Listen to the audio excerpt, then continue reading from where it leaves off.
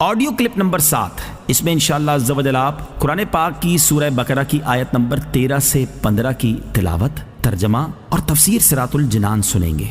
بسم اللہ الرحمن الرحیم۔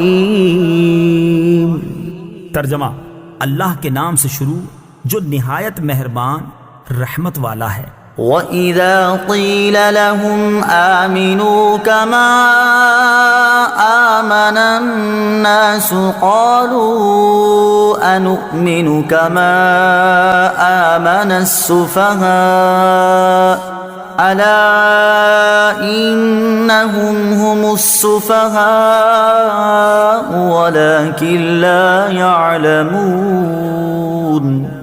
ترجمہ: اور جب ان سے کہا جائے کہ تم اسی طرح ایمان لاؤ جیسے اور لوگ ایمان لائے تو کہتے ہیں کیا ہم بے وقوفوں کی طرح ایمان لائیں؟ سن لو، بے شک یہی لوگ بے وقوف ہیں مگر یہ جانتے نہیں۔ کما آمن الناس، جیسے اور لوگ ایمان لائے۔ تفسیر صراط الجنان میں ہے، یہاں الناس سے صحابہ کرام رضی اللہ تعالی عنہم اور ان کے بعد ان کی کامل اتباع کرنے والے مراد ہیں۔ نجات والے کون لوگ ہیں؟ اس آیت میں بزرگان دین کی طرح ایمان لانے کے حکم سے معلوم ہوا کہ ان کی پیروی کرنے والے نجات والے ہیں اور ان کے راستے سے ہٹنے والے منافقین کے راستے پر ہیں، اور یہ بھی معلوم ہوا ان بزرگوں پر طعن و تشنیع کرنے والے بہت پہلے سے چلتے آ رہے ہیں۔ اس آیت کی روشنی میں صحابہ و ائمہ اور بزرگان دین رحمہم اللہ تعالی کے متعلق اپنا طرز عمل دیکھ کر ہر کوئی اپنا راستہ سمجھ سکتا ہے کہ صحابہ کے راستے پر ہے یا منافقوں کے راستے پر۔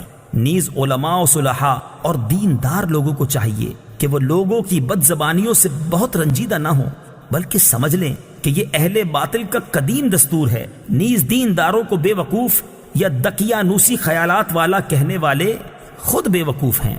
وَإِذَا لَقُوا الَّذِينَ آمَنُوا قَالُوا آمَنَّا وَإِذَا خَلَوْا إِلَى شَيَاطِينِهِمْ قَالُوا إِنَّا مَعَكُمْ إِنَّمَا نَحْنُ مُسْتَهْزِئُونَ۔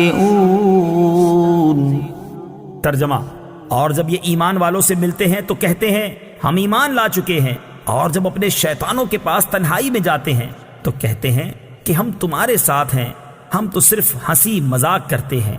وَإِذَا لَقُوا الَّذِينَ آمَنُوا، اور جب یہ ایمان والوں سے ملتے ہیں۔ تفسیر صراط الجنان میں ہے، منافقین کا مسلمانوں کو بے وقوف کہنا اور کفار سے اظہار یکجہتی کرنا اپنی نجی محفلوں میں تھا، جبکہ مسلمانوں سے تو وہ یہی کہتے تھے کہ ہم مخلص مومن ہیں۔ اسی طرح آج کل کے گمراہ لوگ مسلمانوں سے اپنے فاسد خیالات کو چھپاتے ہیں، مگر اللہ تعالیٰ ان کی کتابوں اور تحریروں سے ان کے راز فاش کر دیتا ہے۔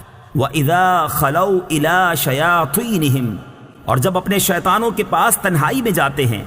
تفسیر صراط الجنان میں ہے، یہاں شیاطین سے کفار کے وہ سردار مراد ہیں جو دوسروں کو گمراہ کرنے میں مصروف رہتے ہیں۔